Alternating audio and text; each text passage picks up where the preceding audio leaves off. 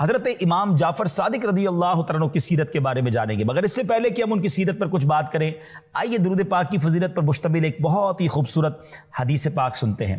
قیامت کے دن کسی مسلمان کی نیکیاں میزان یعنی ترازو پر ہلکی ہو جائیں گی تو سرور کائنات صلی اللہ تعالی علیہ وآلہ وسلم ایک پرچہ اپنے پاس سے نکال کر نیکیوں کے پلڑے میں رکھ دیں گے، تو اس سے نیکیوں کا پلڑا وزنی ہو جائے گا۔ وہ عرض کرے گا میرے ماں باپ آپ پر قربان، آپ کون ہیں؟ تو حضور علیہ الصلوۃ والسلام فرمائیں گے میں تیرا نبی محمد صلی اللہ تعالی علیہ وسلم ہوں، اور یہ تیرا وہ درود پاک ہے جو تو نے مجھ پر پڑھا تھا۔ سبحان اللہ سبحان اللہ، وہ پرچہ جس میں لکھا تھا درود اس نے کبھی، یہ اس سے نیکیاں اس کی بڑھانے آئے ہیں۔ درود پاک کثرت سے پڑھیے ناظرین، اس کو اپنے معمول میں شامل کیجئے۔ آئیے مل کر محبت کے ساتھ بآواز بلند درود پاک پڑھ لیں۔ صلو علی الحبیب صلی اللہ تعالی علی محمد صلی اللہ علیہ وسلم۔ پیارے اسلامی بھائیو، آج جس عظیم ہستی کا ذکر ہونا ہے، شجرہ عالیہ قادریہ میں ہم ان کے توسل سے، ان کے واسطے سے ایک بڑی پیاری التجا پیش کرتے ہیں۔ وہ کیا ہے؟ صدق صادق کا تصدق صادق الاسلام کر، بے غضب راضی ہو کاظم اور رضا کے واسطے۔ تو آج جس صادق کا ذکر ہونا ہے وہ حضرت امام جعفر صادق رضی اللہ تعالیٰ عنہ ہیں، شہید کرب و بلا، راکب دوش مصطفیٰ، امام عرش مقام، امام ہمام، صحابی ابن صحابی، حضرت امام حسین رضی اللہ تعالیٰ عنہ کے پڑ پوتے، عظیم تابعی بزرگ امام جعفر صادق رضی اللہ تعالیٰ عنہ کی ولادت 17 ربیع الاول 80 یا 83 ہجری پیر شریف کے دن مدینہ پاک میں ہوئی۔ دن بھی پیر کا اور شہر بھی مدینہ۔ سبحان اللہ۔ آپ کا نام جعفر ہے اور کنیت ابو عبداللہ اور ابو اسماعیل ہے۔ آپ کی ولادت باسعادت 80 ہجری میں ہوئی۔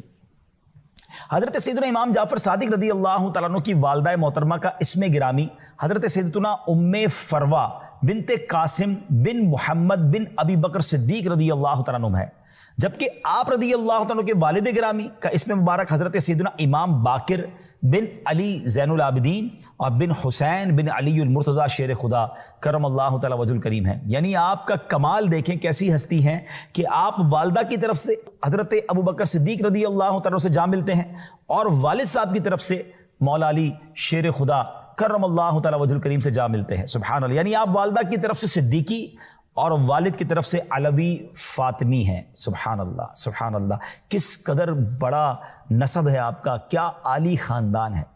سچ گوئی کی وجہ سے آپ کو صادق کے لقب سے جانا جاتا ہے۔ اس کے علاوہ فاضل، طاہر بھی آپ رحمت اللہ تعالی کے القابات ہیں۔ آپ نے مدینہ منورہ کے مشک بار علمی فضا میں آنکھ کھولی، اپنے والد گرامی حضرت امام ابو جعفر محمد باقر اور حضرت سیدنا عبید اللہ بن ابی رافع، نواسہ صدیق اکبر حضرت سیدنا عروہ بن زبیر، حضرت سیدنا عطا اور حضرت سیدنا نافع علیہم الرحمہ کے چشمہ علم سے سیراب ہوئے۔ یعنی ان سب کی صحبتوں کا فیض آپ نے حاصل کیا، اور 2 جلیل القدر صحابہ کرام حضرت سیدنا انس بن مالک اور سیدنا سہل بن سعد رضی اللہ تعالی عنہما کی زیارت سے مشرف ہونے کی وجہ سے آپ رحمت اللہ تعالی تابعی ہیں۔ یاد رکھیں، جو کوئی شخص ایمان کی حالت میں نبی پاک کا دیدار کر لے یا ان کی صحبت اٹھائے اور ایمانی کی حالت میں اس کا انتقال ہو جائے تو وہ صحابی ہو جاتا ہے، اور جو ایمان کی حالت میں کسی صحابی کا دیدار کر لے یا ان کی صحبت اٹھائے اور ایمان کی حالت میں ان کا وصال ہو تو وہ تابعی ہوتا ہے۔ ناظرین، ان کی دینی خدمات کتاب کی تصنیف سے زیادہ مشکل افراد کی علمی، اخلاقی اور شخصی تعمیر ہے، اور استاد کا یہ سب سے بنیادی کردار ہوتا ہے۔ حضرت امام جعفر صادق رحمت اللہ تعالی کی صحبت میں رہ کر کئی شاگرد امت کے لیے منارہ نور بنے۔ آپ کے علمی فیضان سے فیضیاب ہونے والوں میں آپ کے اپنے فرزند امام موسیٰ کاظم، پھر امام اعظم ابو حنیفہ، امام مالک، حضرت سفیان ثوری، حضرت سفیان بن عیینہ رحمت اللہ تعالی علیہم کی یہ نام سر فہرست ہیں۔ آپ نام دیکھیں کون سے ہیں، اتنے بڑے علم کے سمندر وہ آپ سے فیضیاب ہوئے، آپ ان کے استاد ہیں۔ اللہ اکبر، کیسا آپ کا فیضان جاری ہے۔ اچھا، آپ کی خوف خدا اور آپ کے معمولات کیسے تھے؟ خوش اخلاقی آپ کی طبیعت کا حصہ تھی، جس کی وجہ سے مبارک لبوں پر ہمیشہ مسکراہٹ سجی رہتی تھی۔ جب کبھی ذکر مصطفیٰ ہوتا تو پیارے آقا علیہ الصلوۃ والسلام کی تعظیم اور ہیبت کی وجہ سے آپ کا رنگ زرد ہو جاتا۔ کبھی بے وضو حدیث بیان نہ فرماتے، نماز اور تلاوت میں مشغول رہتے یا خاموش رہتے۔ آپ کی گفتگو فضول گوئی سے پاک ہوتی، اللہ اکبر. ناظرین ذرا آپ سوچیں کہ کیا شاندار شخصیت ہیں کہ آپ کی گفتگو جو ہے وہ فضول گوئی سے پاک ہوتی، زبان پر مسکراہٹ ہوتی، ذکر و درود ہوتا، اور آپ کے معمولات زندگی سے آباء و اجداد کے اوصاف جھلکتے تھے. نبی پاک کا ہی خاندان ہے نا. آپ کے رویے میں نانا جان نبی اکرم علیہ السلام کی شان کریمی معافی جھلکتی تھی. گفتار سے صدیق اکبر رضی اللہ عنہ کی حق گوئی کا اظہار ہوتا تھا، اور کردار میں شجاعت حیدری نظر آتی تھی. آپ کس قدر معاف کرنے والے تھے. عفو و درگزر کی ایک جھلک ملاحظہ کیجیے. ایک مرتبہ غلام نے ہاتھ دھلوانے کے لیے پانی ڈالا تو وہ پانی ہاتھ کی بجائے کپڑوں پر گر گیا. آپ نے اسے نہ تو جھاڑا نہ ہی سزا دی، اسے معاف کیا، شفقت فرمائی، بلکہ آزاد ہی کر دیا. اللہ اکبر. یہ نبی پاک کا کیسا خاندان ہے کہ غلطی کرنے والے پر زیادہ مہربان ہو جاتے ہیں، زیادہ شفقت فرماتے ہیں. اور نبی پاک علیہ السلام کے بارے میں شاعر لکھتے ہیں نا، آتا ہے فقیروں پہ انہیں پیار کچھ ایسا، خود بھیک دیں اور خود کہیں منگتا کا بھلا.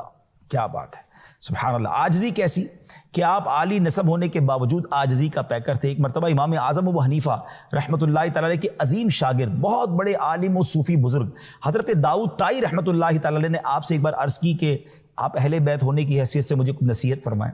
آپ خاموش رہے. دوبارہ عرض کی، حضور اہل بیت ہونے کے اعتبار سے اللہ پاک نے جو آپ کو فضیلت بخشی ہے، اس لحاظ سے آپ نصیحت کیجیے، آپ کے لیے ضروری ہے. یہ سن کر آپ نے فرمایا، میں تو خود خوفزدہ ہوں کہ کہیں قیامت کے دن میرے جد امجد، میرے آقا جناب رسول اللہ صلی اللہ تعالی علیہ وسلم میرا ہاتھ پکڑ کر یہ پوچھ نہ لیں کہ تو نے میری پیروی کا حق ادا کیوں نہ کیا. کیونکہ نجات کا تعلق نسب سے تو نہیں ہے کہ خاندان بڑا ہے تو بخشا جائے گا، اعمال صالحہ ضروری ہیں. اللہ اکبر. جب یہ عاجزی والے الفاظ حضرت داؤد طائی رحمۃ اللہ تعالی علیہ سنے تو وہ رو پڑے، اور وہ کہتے ہیں کہ جن کے جد امجد اللہ پاک کے آخری نبی صلی اللہ تعالی علیہ وسلم ہو، ان کے خوف خدا کا عالم یہ، تو میرا حال کیا ہوگا، میرا کیا بنے گا. اللہ اکبر. ناظرین یہ اللہ والوں کی ہی باتیں ہیں. ہم تو چند نمازیں پڑھ لیں، تھوڑا صدقہ خیرات کر دیں، کوئی دین کی خدمت کر لیں تو پیری زمین پہ نہیں ہوتے. ہم سمجھتے دم درام ہم تو بہت بڑا دین کا کام کر رہے ہیں. یہ اس قدر بڑی شخصیات ہیں اور اللہ کے خوف سے لرزاں و ترساں رہتے تھے. کاش ان کے صدقے ہمیں بھی کچھ خوف خدا نصیب ہو جائے، ہمیں بھی کچھ اخلاص نصیب ہو جائے، ہمیں بھی اللہ کی بارگاہ میں پیش ہونے کا کوئی خیال آ جائے اور ہم اپنے اعمال کی اصلاح کرنے میں کامیاب ہو جائے. امام جعفر صادق ظاہری اور باطنی علوم کے جامع تھے اور ریاضت و عبادت اور مجاہدے میں مشہور تھے.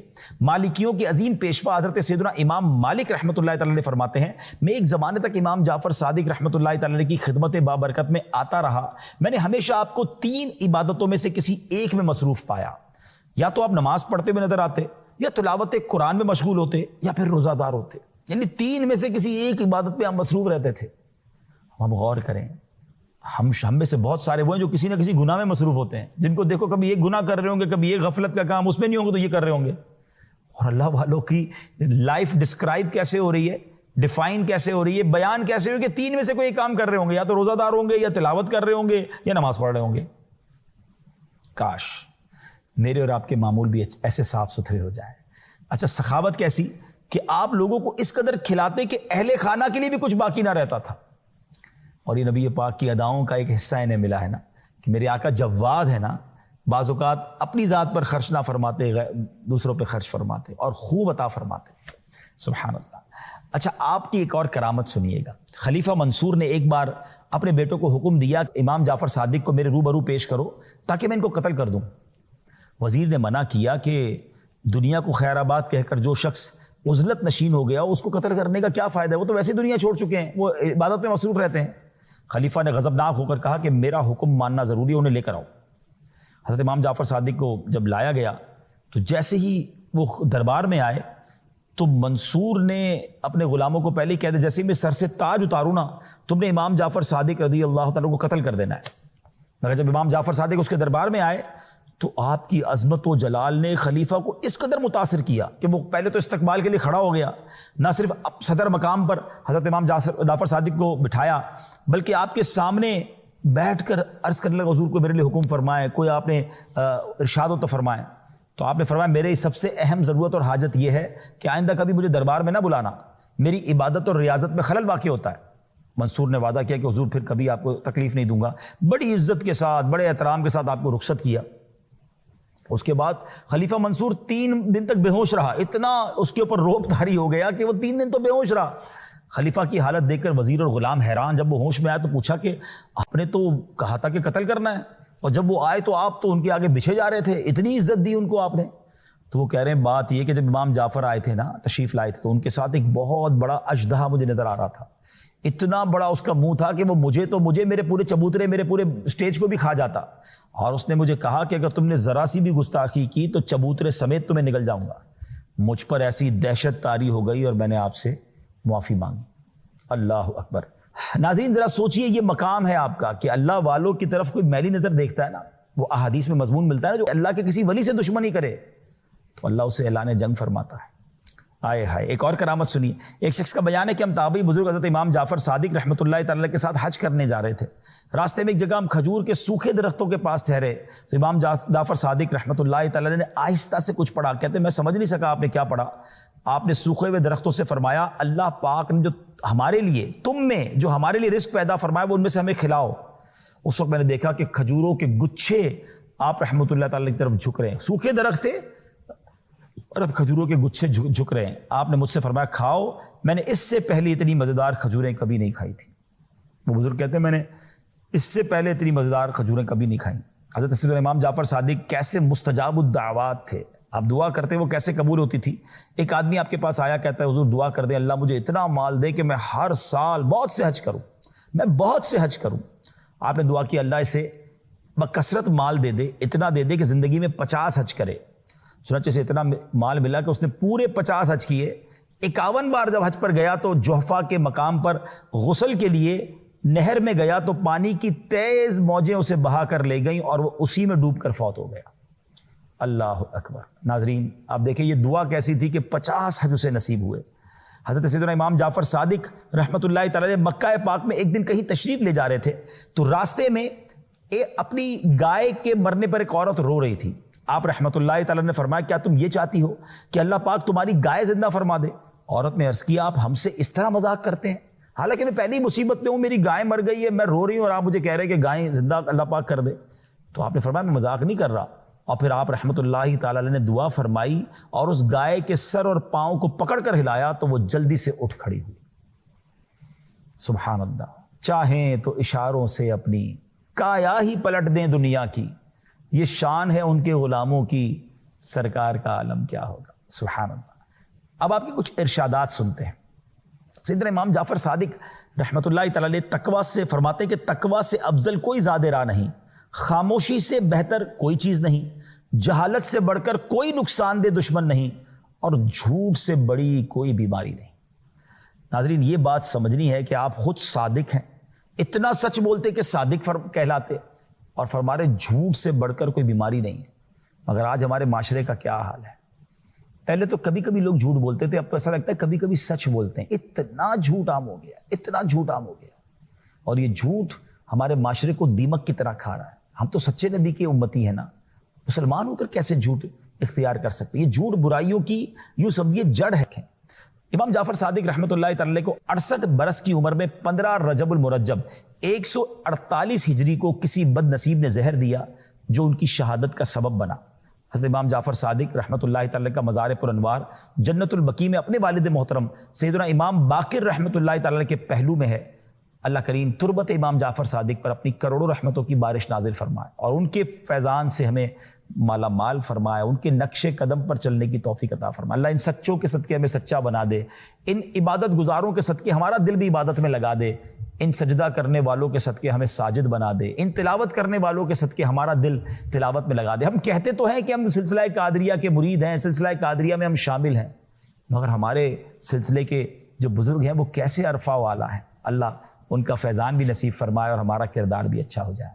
مدنی چینل دیکھتے رہیے، اگلے پروگرام میں ایک اور مبارک شخصیت کا ذکر لے کر آئیں گے اور ان کے بارے میں جانیں گے۔ صلو علی الحبیب صلی اللہ تعالی علی محمد صلی اللہ علیہ وسلم۔ خدا کا خاص احسان ہے یہ اولیاء اللہ، زمانہ جسم ہے اور جان